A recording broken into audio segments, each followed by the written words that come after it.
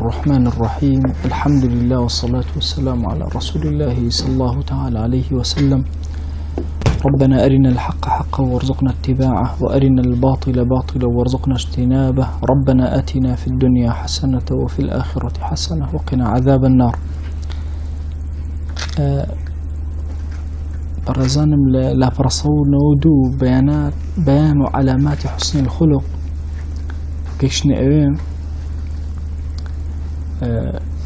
وباسي ومان كركا هنده جار مريد أو هنده مجاهدين نفسي خوي أكا وازل فواحش ومعاصي وقناها كان ينات وهستكا كأخلاقكي باجوا اترواز لمجاهدة هنا بلان بوشي وازن نية چونك إنسان مسلمان بهمو بكوي صفاتا كان بيك وهرهميان إنجا أكات مسلمانكي ساغ خوي قروا وصل داري كردون إنما المؤمنون الذين إذا ذكر الله وجلت قلوبهم وإذا تليت عليهم آياته زادتهم إيمانا وعلى ربهم يتوكلون الذين يقيمون الصلاة ومما رزقناهم ينفقون أولئك هم المؤمنون حقا. قرآن أخيانا ضليان أتزيل القرآن لكاتي خياني آياتي خوابيني آياتي كونية قرآنية كبسريانا أخيانا وزادتهم إيمانا بهيز أبي توكليان بخواي قور زورا نوجكانيان جيبجي أكن إنفاق أكن لبينا يخو أبخشن كاوية كومل صفاتي وتبين صفات إنجا فرمي أولئك هم المؤمنون حقا. يان لآيات اختراء فرمي التائبون العابدون الحامدون توبة كاران عابد كان إخوة أوانيك عبداتي أكن أواني حمدي إخوة أكن. السائحون هركاتي بصيغي مذكر لقرآن بكار هات بمعنى مجاهدة سياحة أمتي الجهاد. أجر بصيغي مؤنث الشهاد السائحات بمعنى الصائمات ديت يعني أو أفرتاني كبالرجوع أبن إن جاء راكعون الركوع زور أبن ساجدون آمرون بالمعروف والناهون عن المنكر أمر بمعروف كان نهي لمنكر أكن والحافظون لحدود الله سنور كان إخواء فارزا وبشر المؤمنين واتا ما بس لم آياتانك إيهنا غزالي يعني يكو مال صفات بيك وإن جاءكاته هم المؤمنون حقا أو أنا إيمان داري الراسقين يعني أفرمي قد أفلح المؤمنون الذين هم في صلاتهم خاشعون والذين هم عن اللغو معرضون والذين هم لأماناتهم وعهدهم راعون دي يكو مال صفات لا يجباسك لسورة المؤمنون إن جاء أفرمي أولئك هم الوارثون. يان آياتي وعباد الرحمن الذين يمشون على الأرض هونا وإذا خاطبهم الجاهلون قالوا سلاما يعني لا يجيكم الصفات بيك وباسك إن جاب عباد الرحمن نايان أبا كوابو إنسان وتصورنا كأجر مجاهدي كل شتيك نجاحته هنا إثر بلا أخلاق متوابرز وكتاي بهات لا لكل رجا كان وبردوام بمجاهدة كتاهم أستكاني برز أبيته. أفرمي فمن أشكل عليه حاله فليعرض نفسه على هذه الآيات. أفرمي أجر كسيك نيزاني آية حالي شونا آية جيشتو ترتبيكي باش يا خراب ألا بنفسي خوي برامر بم آياتانا رابقري بزاني آية فعلا إذا ذكر الله وجلت قلوبهم آية أو هيك ذكري خواكرا ضلي أم كسا أجولي ألرزي باشا وإذا تليت عليهم آياته زادتهم إيمانا كجويل آيات خواب إيماني بهيز أبي توكلي بخوا نرجع كاني شون جبجي أكا شون أبخشي شون توبة أكا شون عبداتي أكا شون تاكو تايبا خوي بخاتا بر نشتري أم آياتانا بروناكي أم آياتانا فوجود جميع هذه الصفات علامة حسن الخلق. أجر همو صفاتنا وأم آياتانا لو تواجدها وإنجا أخلاقي جوانا إنجا بيجيو وفقد جميعها علامة سوء الخلق. أجر هرها مشي لدز دابو أم أخلاقا نكلم أم آياتانا هي إنجا إتر أوكاتا بأخلاق خراب ناوزند أكري. ووجود بعضها دون البعض يدل على أن البعض دون البعض فيشتغل بحفظ ما وجده وتحصيل ما فقده. أجر هنديكيش لم آياتانك أم صفتانك هنديكي بيني وهنديكي نبيني لخويا أفرمي وديارا هنديك يعني هي وهنديك يعني نية با هەوڵ بە ئەوانەی کە هەیەی جێگیریان کە ئەوانەشی کەنیەتی بەدەستیان بێن. پێغەمبەریان صلی الله عليه وسلم باسی ئیماندارانی کردو و صفاتی زۆری بۆ باس کردن و ئەشار بها إلى محاسن الأخلاق لە هەر هەمویانە ئینجا ئشارەتی کردو بۆچی بۆی کە ئەم کەس ئەخلاقی بەرزە بێ. والذی نفسی بیەدیه لە فەرمایشتێکە ئەنەس بۆمانەگەێڕێتەوە ڕەزا و ڕەحمەتی خوای لێبێ فەرمێ قسم بەو خوای کە نفسی منی بەدەستە لا يؤمن عبد حتى يحب لأخيه ما يحب لنفسه. سوێن ئەخوا پێغەمبەری خوا صلی الله عليه وسلم ئینسانی مادەر ئیمانی کامڵی نییە هیچ عەبدێک هەتا ئەوەی بۆ خۆی پێخۆشەوە براکەی پێخۆش. مثلا ئەم صفاتە بەرامبەر بە خۆت سیرەکە ئایا چەندێک هەیە؟ ئایا فعلا وهایە ئەو شتێکە بۆ خۆت ئەتەوێ بۆ خەڵکیش ئەتەوێ؟ طبیعەتت ئەوهایە یان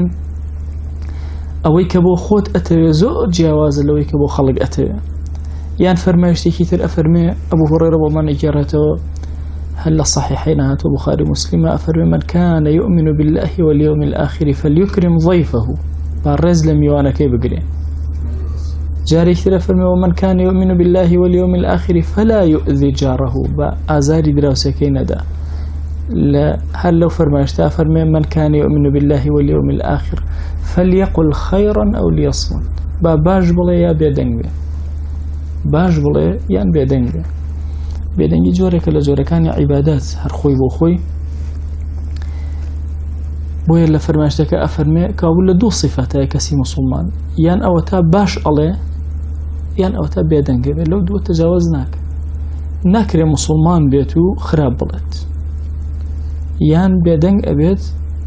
یان باش ئەڵێ جا عولەما ئەفەرمون چەندێک فەلیەقول خەیڕەن ئەو لیەصمت ئەڵەن چەند لە خەیرە ئینسان پاداشتی دەسەکەوێ لە یەصموتە لە بێدەنگیش ئەوەنە پاداشتی دەسەکە ئەگەر ئینسان خراپی نەوت عینەن پاداشتی دەسەکەوێ چۆن کاتێکەوە خەیر بڵێت پاداشتی دەسەکەوێ بە دەلیلی ئەوەیە ئەو پێغەمبەری خوا صلی الله علیه وسلم فەرمووی کێ ئیمانی هەیە بەخۆ بە ڕۆژی ئاخرەت یا باش بڵێ یا بێدەنگ بێ کابوو ئەم دوانە لە یەک مستەوان نەک ئەوەی بڵێن ئەمیان مەرتەبەیەکی زۆری هەیە ئەویان هیچ مەرتەبەی نییە نەخێر چونکە هەموو کاتێک ناکرێ باش بوترێ هەندێک جار لەوە چی هەر موقع مناسب نەوێ بۆی تۆ باش بڵێ بێدەنگی هەڵبژێت فەرمایشتێکی ترە فەرمی ئەکمەل المؤمنین ئیمانا ئەحسنهم ئەخلاقا کام ئیماندار لە هەموو ئیمانداران ئیمانەکەی کامڵترە ئەویان کە ئەخلاقەکانی بەرزترە ئیتر ئەخلاق بەرزی زۆر یعنی ئەمە نییە بڵێم دانەیەک دوان سیان کۆی دین هەر هەمووی کە پرسیاریان کرد لە ڕافعی وحی القەلەم صاحبی وحی القەلەم دوو ڕافعیمان هەیە یەکێکمانەی ڕافعی ئەدیب صاحبی کتێبی وحی القەلەم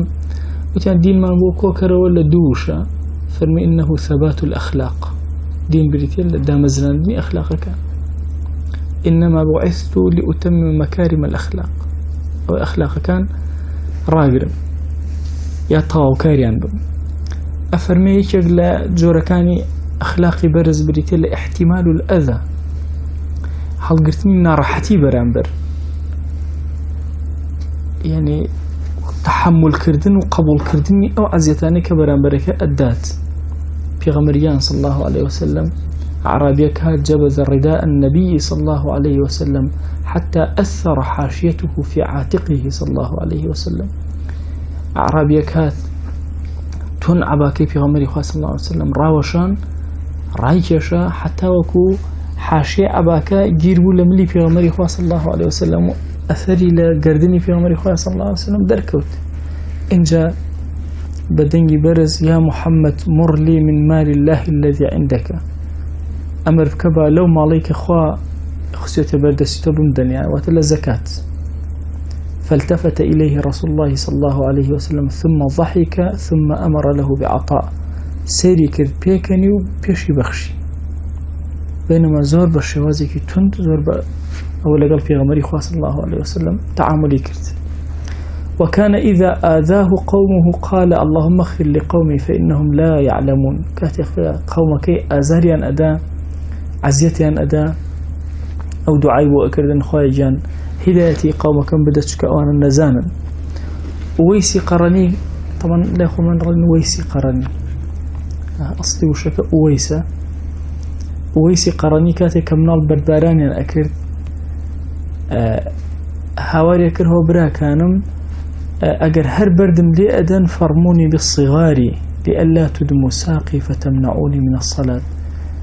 أفرمي أجر هر بردم لي أدن بردي بشوكم لي بدن بو إخرين لقاش كانم نيتو نتوانم نيجا كانم جيبك. إبراهيم كري أدهم لهندق لبادية كان كالروش فاستقبله جندي كاد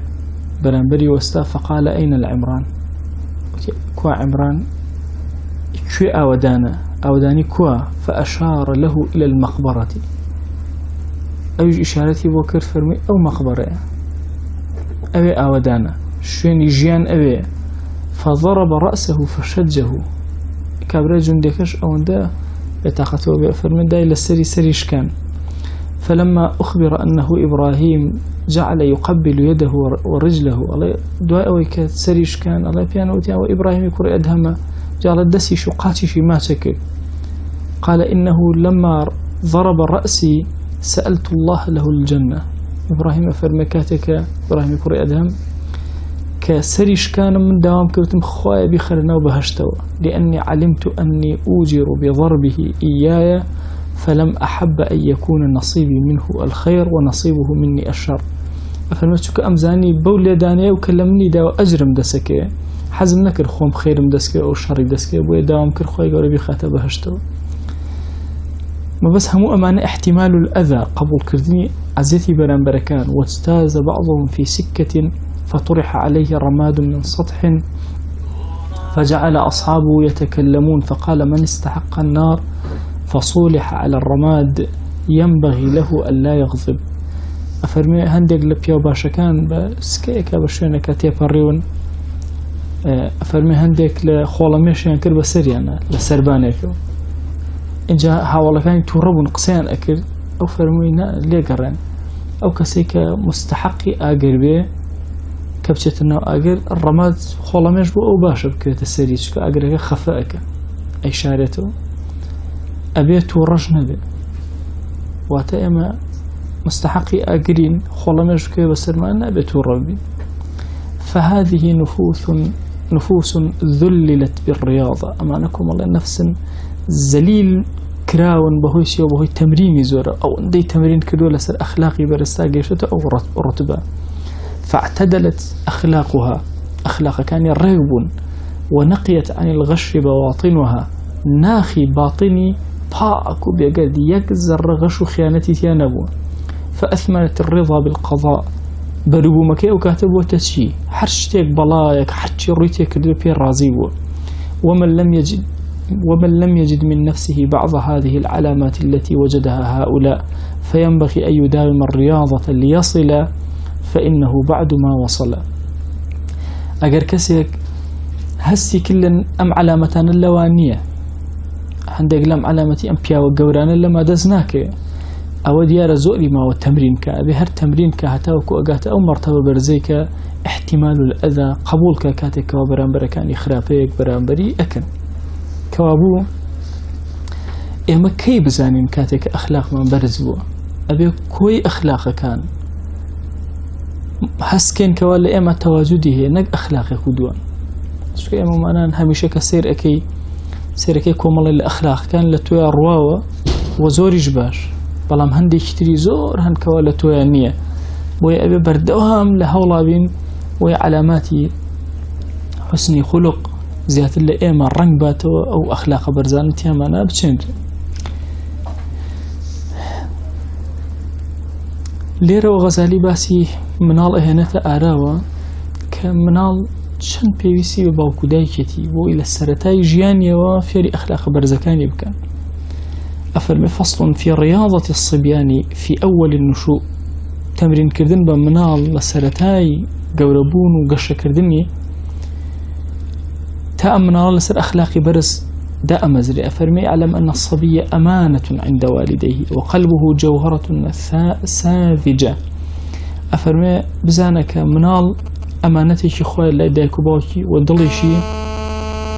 مرواريشي زور تازية وهي قابلة لكل نقش. طبعا مرواريش تازك نقشي زور لسر نكرا بأوانا طبيعي كنقشي لسر نكرا بالسرتاي نقشي به چه نقشي في لسر بكي زور بجواني أتواني نقشة كاني لسر بكي.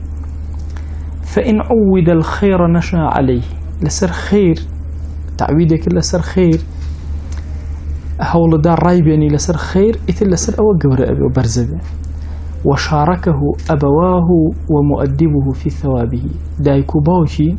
لقال أو كسي تأديبي أو من الله أدى لأجري أو من الله بجدار أبي. وإن عود الشر نشا عليه جوهريه تازية لسر شر جرايبيني نخشكاني خرابا عينا نشا عليه لسر أو قبر أبي. وكان الوزر في عنق وليه خرابك لمليكية قناهك لمليكية لملي وليكيتي أو كسيك بخيوك فينبغي أن يصونه ويؤدبه ويهذبه أبي أو من الله ببارزره أدب دابدره بالف تبكره ويعلمه محاسن الأخلاق أخلاق برزي فير بكره ويحفظه من قرناء السوء أبي باوك زور هول بدا دايك أو من الله هولي خراب بارزه ولا يعوده التنعم راينهن لسر تنعم بس بينين النعمة ولا يحبب إليه أسباب الزينة والرفاهية فيضيع عمره في طلبها إذا كبر هموش يعني الزينة ورازان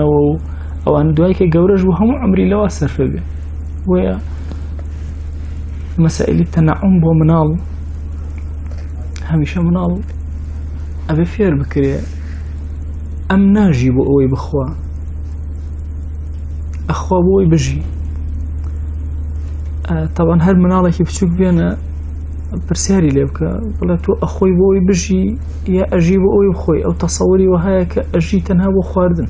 أجي بوياري كردن أبي أو من الله بوي رايك بكريته وك جيان بريتيا لشتيك همو أوشتانا خواردن وخواردن وملبس باشا مسكن وهر همو لبينايو چيا لبينايو جيانكا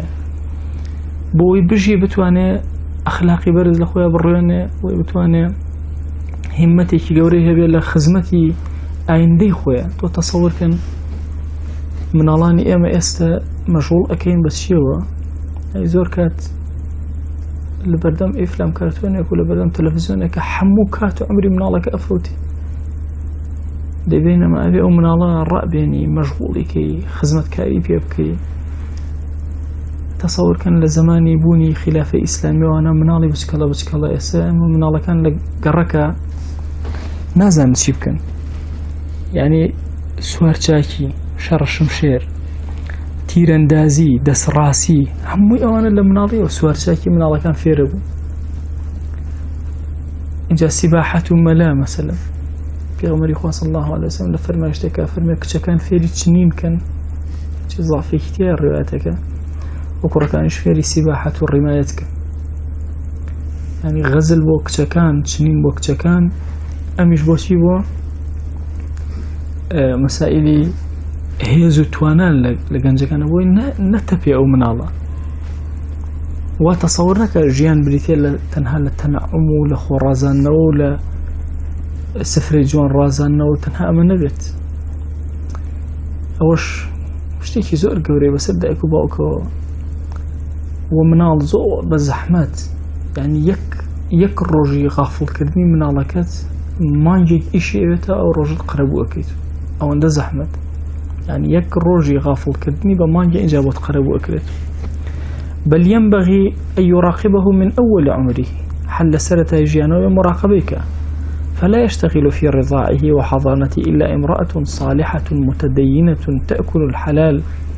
هل سرتا ورضاع أو شير وحضانة وبخي وكردن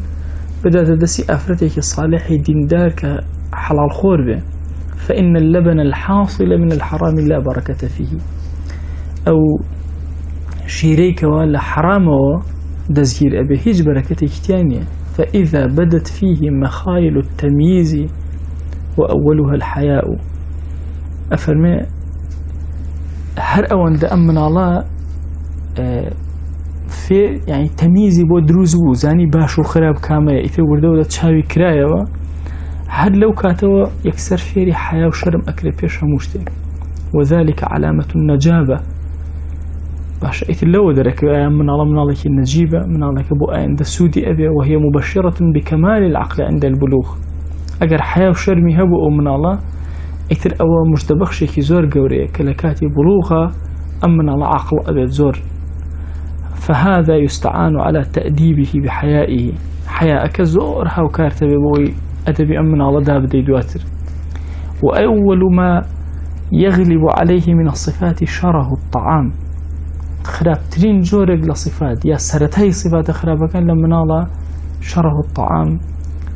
خوي شره بمعنى هلبيت إنسان هلبابك وخواردن مسألة شره طعام سبحان الله زور عجيب لما نالا يكمن صفته خرابة كتير دس فيك بدايك وباوك زور لمسائل خواردنا تشاي نسمنا الله كان يعني فينبغي أن يعلم آداب الأكل آدابي خواردني فير بكري ويعوده أكل الخبز وحده في بعض الأوقات لئلا يألف الإدام فيراه كالحتم هند جاريش تنها ناني وشلي أتيادي بدرتي أو من الله حتى أكو تصورنك إلا أبي بيخور لقل خواردنا إدام بمعنى بيخور إلا أبي بيخور هبي وابزاني حتمي أبي لقل أبي رابهن أو من الله ويقبح عنده كثرة الأكل زور خوري الله أو من الله باش الناشرين أكله بأن يشبه الكثير الأكل بالبهائم وزور خوري الله يوكو أجل كان أشبهين ري باش تأو من الله وايلي بيت كزور زور نخوات يعني شرهي طعامي ودروز نبي تحملي نبي لبردم خواردنا ويحبب إليه الثياب البيضة دون الملونة والإبريسم بتاوتي كور جلي سبيز ولا لا شيرين بكري نكهر شي جوركاني أو رشمو إبريسم بمعنى أو رشم يا جوركاني أنواع جوري قماش وأوانا ويقرر عنده أن ذلك من شأن النساء والمخنثين وتال ناخيا بتشسبي أم كرة كأول شأن أفرتان أو كسانيك وخوان أشبهن بأفرتان مخنث بمعنى أو كسان أو تيد أو بيوانيك أشبهن أفرتان صفات أوانيك أو رشم لبركان جلي ملون شيء أوانا ويمنعه من مخالطة الصبيان الذين عودوا التنعم وهو البدال لو من الله الراقريك فيري تنعمبون خوش جانيبون بابلين ثم يشغله في المكتب بتعلم القرآن وأحاديث الأخيار وفيري قرآن بكري وهوالي كسجوركاني أمت بجويا بدري لينغرس في قلبه حب الصالحين حب بيا وجوركان لدليا بسسبه ولا يحفظ من الأشعار التي فيها ذكر العشق وأبي زور لو من عليه أقداري ذهني بك مشغول نبيت با أو شعرانك وباسي عشق وأنا أكن لا أواني في لبرنكري ومتى ظهر من الصبي خلق جميل وفعل محمود فينبغي أن يكرم عليه ويجازى بما يفرح به وحركات أخلاقي جوان لمن على كور دور الدركوت يتربيوس أكا أبي الرئيس لمن على بجيري و پاداش بدرێتەوە بە هەر شتێک کە دڵی پێخۆشە مادام ئەخلاقی بەرزی تیا دەرکەوتووە پاداش ئەدرێتەوە بە شتیش باش ڕێزی لێ ئەگیرێ ويمدح بين أظهر الناس لنا خلق رزي لأجر باسي أكره مدح أكره فإن خالف ذلك في بعض الأحوال تغوفل عنه ولا يكاشف أقل لهند جارة أماني لدزدرشو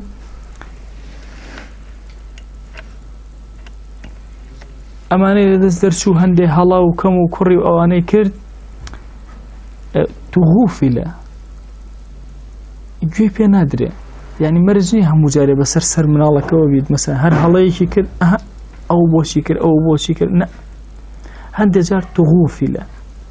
من الله كجوي بينادي أجر هلا يشكل هؤلاء في الله نخوي لجيل ددا ماشي يعني خود جيل أكيد برامر بوصفتي إمام أحمد ناوي لنا التغافل يعني خود جيل كردن أفرمي التغافل من شيمة المكارم خود جيل كردن يشكل أخلاق برزكان هند جار مثلا أبيني هلا أكاد نبي هم جاري هلا كان رايقري لسر هلا كان هند جار محاولة أكيد شاو أبوشي لهلا كان فإن عاد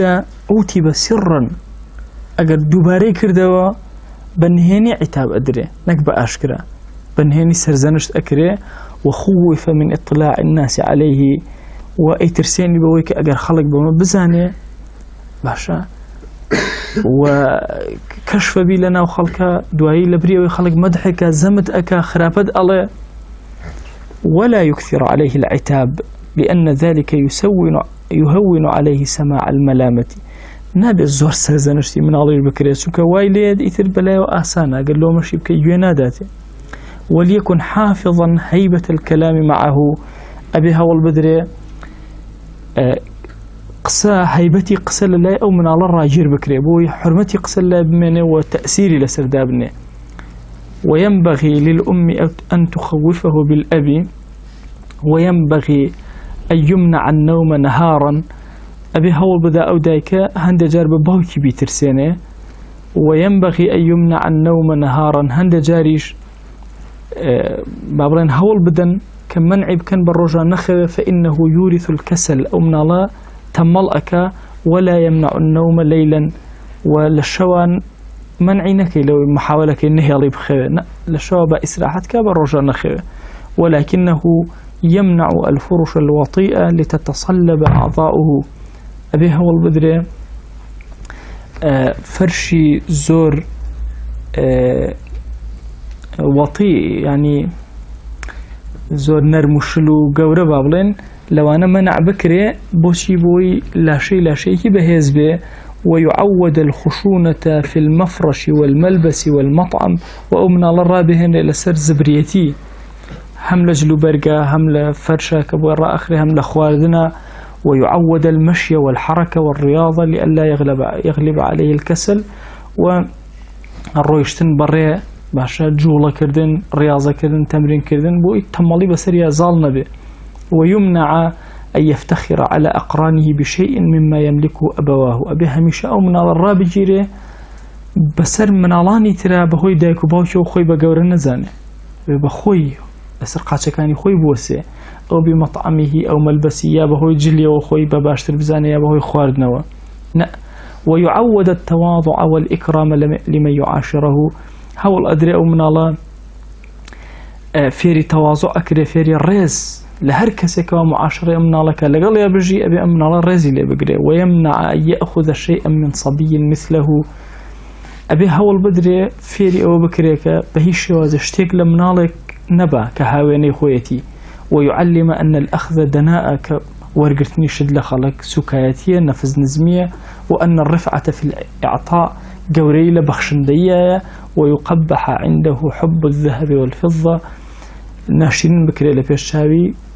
بارا آلتون زيو هرشتك لوانا ويعود أن لا يبصق في مجلسه ولا يتمخط ولا يتثاءب بحضور غيره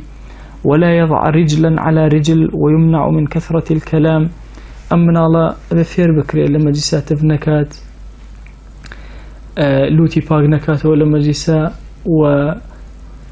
باوشكي زور لبيشاوي خلقا ندا قاش نخات سر قاش قصي زور نكا هم وانا ابي امنا الله يصل رابط ويعود أن لا يتكلم إلا جوابا ابي رابهن لانه مجلسة قصنك إلا ولام بداته وأن يحسن الاستماع إذا تكلم غيره ممن هو أكبر منه وهروها فيري جوغرتن بكري جو بكري اگر كاتك و لقال كسي ترى قصي كري بتاعته اگر كسك لخوي قورة تربو وأن يقوم لمن فوقه ويجلس بين يديه هستي لبر كسك لخوي قورة ترى لبردم عذاب نشب أدبه ويمنع من فحش الكلام قصي خراب زمان يعني وتكلاوي كسي نكا كقصي خراب أكاد فإن أصل حفظ الصبيان حفظهم من قرناء السوء أصل بارسني من الله بارسني تلا هاولي خراب ويحسن أن يفسح له بعد خروجه من المكتب في لعب جميل يستريح به من تعب التأديب كما قيل روح القلوب تاع الذكرى أفرموا أبي الرقيب وبكريته والدواء ويكا ندرسي قرآن ودرسي الدين أو روشتان القراية مجالي بدري بوي ياريب كات بسكو وكو ترى وروحوا القلوب دلكان باشە خۆش بکەن بەچی بە یاریکردن و ئەوانە تەعید ذیکرە ئەو کاتە هەرچی پێ بڵێ باش وەری ئەگرێ وعی ئەکات وەری ئەگرێ وينبغي أن يعلم طاعة والديه ومعلمه وتعظيمهم أبي منال فيري أو بكريك أبي طاعتي دايكو باوكي بكا باشا بجوي رياضي دايكو باوكي بكا هما وصاكي بكا نكرون وتعظيمهم بقورش سيريان كا أو مسألة تعظيمه زور كات كم ترخمي زور تياكرا يعني منال حتى بجوي دايكو باوكي بكا تعظيم دايكو باوكي ناكا كواجبك لسرشاني بقورش سيريان كا بريس سيريان كا. فإذا بلغ 7 سنين أمر بالصلاة ولم يسامح في ترك الطهارة ليتعود ويخوف من الكذب والخيانة، وإذا قارب البلوغ ألقيت إليه الأمور. أفرمي منال كاتك جيش تحو صالان أمر أكريب النيوش أبي النيوش جيب جيبك مسامحي لقلاناك النيوش كان يبي دز نيوش بطهارتك حول أذيب جدي لقل يبرد دز نيوش كان بقرأ تأكيدي لي أكيتوا هتاوكو راية لسر باكو خاواني زور لدرو خيانة لم دوانا زور محاولة كبي باريزي جيشت آسي بالغ بون إن جاء تشتكاني بكلي بي أدري كاتما ما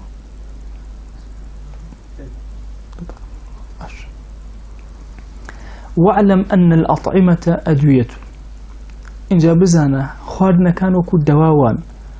مقصودها تقوية البدن على طاعة الله تعالى. ما بس لخواردنا كان بديتي لشيء ولا شكان بهز من بوي عبداتي خواب كان، وأن الدنيا لا بقاء لها، دنيا هجنية بقاينية، وأن الموت يقطع نعيمها مردن هرشي نعمتي دنياها مو أبرينته، وهو منتظر في كل ساعة همو لحظيك شركيك شاورين كراوة يعني مردن بيتو كوتايمان بيبي. وأن العاقل من تزود لآخرتي عقل أو يكو أكاتو تيشكو أكاتو بآخرتي، فإن كان نشوءه صالحا ثبت هذا في قلبه. أجر أمكسا لكاتي منالي وقشكر بنو قوربونيا وصالحي قوربو أمان لدلي أتشسفيه، كما يثبت النقش في الحجر شون نقشك لسر بردك هل أكوليد أبو شوازة لدلي أمنالا رجع أجري جي أجري. قال سهل بن عبد الله كنت ابن 3 سنين، سهل كري عبد الله فرمن سيصالهم، وأنا أقوم الليل أنظر إلى صلاة خالي محمد بن سوار أفرمي سيصالهم لشوا خبرم أبو يسيرم أكر خال محمد كري سوار نيجك، فقال لي خالي يوما رجع خالم بيوتم ألا تذكر الله الذي خلقك يادي أو خواناكي كواتوي دروس كذوا. قلت كيف أذكره شون يادي بكم؟ قال قل بقلبك 3 مرات من غير أن تحرك لسانك الله معي، الله ناظر إلي، الله شاهدي. وتي زمان مجول أنا سيجر أما بدلت بلي لأخوة لقلبي الله معي، الله ناظر إلي، خوا سيرم أكا، الله شاهدي، خوا بينري منه. فقلت ذلك الليالي حتى علمته تشنشبك هر أمام دوبارك تافيري بوم. فقال قلها في كل ليلة 11 مرة دعوتي همش ينزجر بيلا. فقلت ذلك فوقع في قلبي حلاوته، إن جات شجم لم كلمات أنا ورأجل. فلما كان بعد سنة لدواي صالق قال لي خالي احفظ ما علمتك ودم عليه إلى أن تدخل قبرك.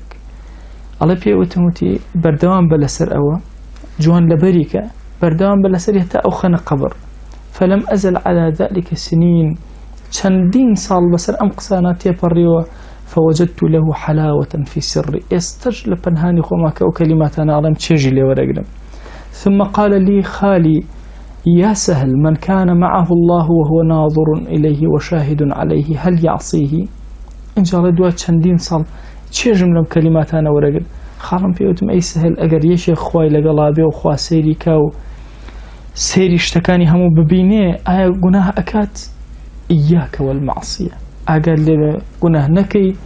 ومضيت إلى المكتب إن جا ورد شمنا ومكتبه فيري قرآن هم حفظت القرآن قرآن لبركب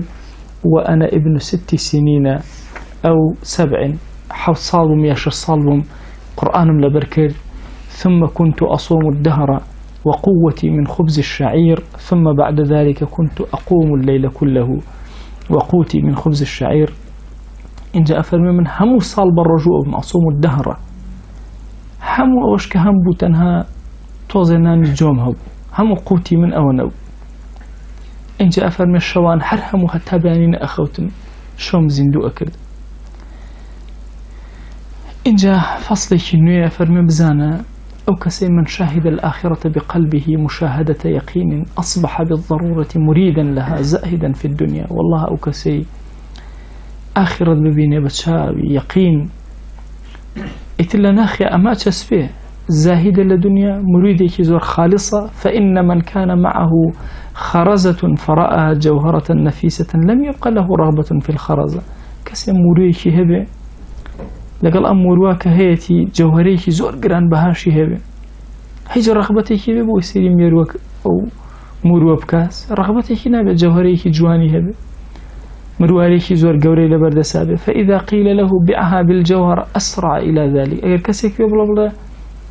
أم مورويك هاتا بفروش بمرواريك هربا بلا إفروش موروشي هيج سوديكي لور ناقري.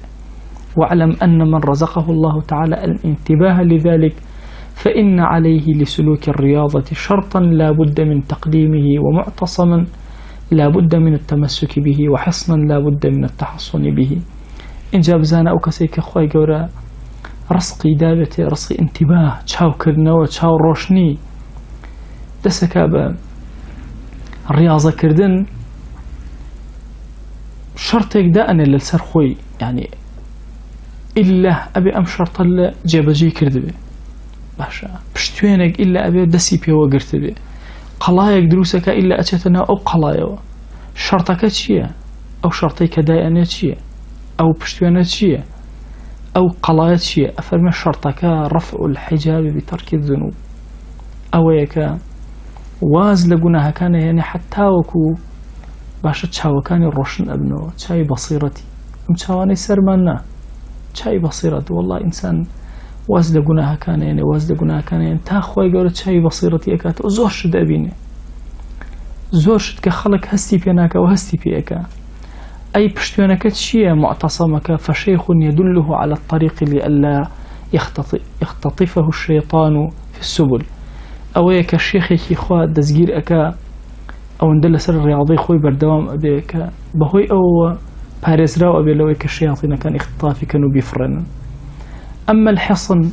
فالخلوة إقلاكيش خلوتي خويتي كدائنش وعليه من الوظائف مخالفة الهوى لأن أقلا خويا دائنش بيتشواني هوا وأرزوكاني خوي أزولته وكثرة الذكر والاقتصاد في الأوراد ذكر زور أكا ووردكان. طبعا الاقتصاد في الأوراد معناه هي أوش أوي إنسان كمال وردي خوي دا أنا وشون دز أقرب سر باريو أو دز أقرب سر وردكاني وبو إني فوتين يقدوش الاقتصاد في الأوراد بمعنى أوديت كحمو كاتكاني دانانة تنهاب والذكر أوانا لا كاتكاني توزيعك بشكل لويرد بباشي دا أنا كخريشي أبي. ومنتهى الرياضة كوتاي الرياضة شون أبي أن يجد قلبه مع الله أبدا أقات حدك وهمو لحظة يضلي هزب أخواك ولا يمكن ذلك إلا بأن يخلو من غيره أيج أويك أبي يضلي صابته غير خويت يا نبي ولا يخلو أي ضلي شون صابته إلا بطول المجاهدة أبي زور مجاهدة يقورب كهتاقته وأسته. فهذا منهاج الرياضة المريد وترتيبه في التدريج. أما منهج الرياضة كسمريد كان تمرين أكن لسري وخوين رأهن لسري وتدريج لقل أما أرون. وأما تفصيل الرياضة في كل صفة فسيأتي بيانه إن شاء الله تعالى. أما أكو مقدمة أوابو أفرمي همو صفات كان بالتفصيل يكيك شون رياضيتي أكا إنسان شون ورد أكاد مثلا شون شهوة كاني بطن كم أكاتو شون شهوتي فرج كم أكاتو شون مثلا للرياخوي أبارز شون يكيك صفات كان همو إتر غزالي دس في أكا وباس كردنيان سرتاج لو دوش تزور مشهوركو دسبي أكاكا كثرة الشهوتين شهوة البطن وشهوة الفرج. درسي دهات إن شاء الله تشينا خزمتي يا ربي خواهي جانم درس وطهي درس كان من لقبولك خواهي داوال لي أكين بناي جوانا بصفتي برز باسمي عظمتك يا رب العالمين لبناها كان من مبورة يا ربي خواهي جان ظل من ساكر وبخوت إخلاص من في عطاك يا أكرم الأكرمين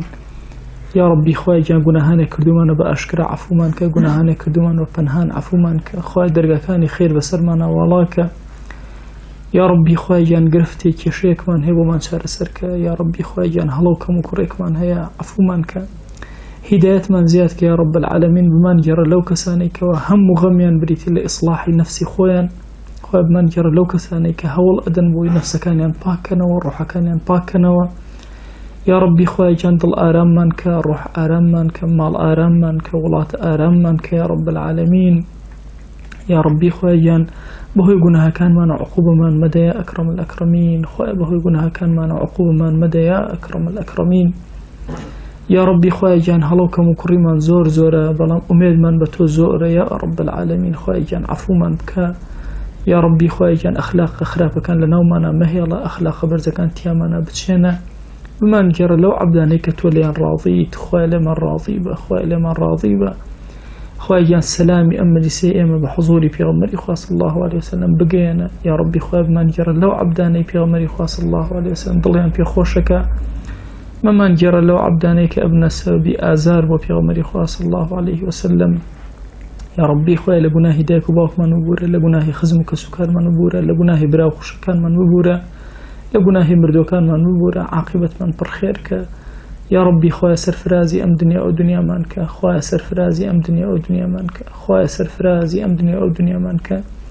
يا ربي خواهي خومان دايك وباك من براو خشك من خزم كسمان منال وأولاد وخزان من وشكان من يا رب العالمين هم لث الصلاح ودين داري فرودبك يا أكرم الأكرمين يا ربي خواهيان شون لما زيسا لبرخاتيتو لما جي مولودا كوبوينوا خواهيان أول أما زيسمان لخزمتي في عمري خواه صلى الله عليه وسلم لبهشتا كومان كروا بخزمتي أصحاب من بقينا يا أكرم الأكرمين بخزمتي بيا وقورة كان من بقينا يا رب العالمين آمين آمين والحمد لله رب العالمين وصلى الله على سيدنا محمد وعلى آله وصحبه وسلم تسليما كثيرا أبدا إلى يوم الدين.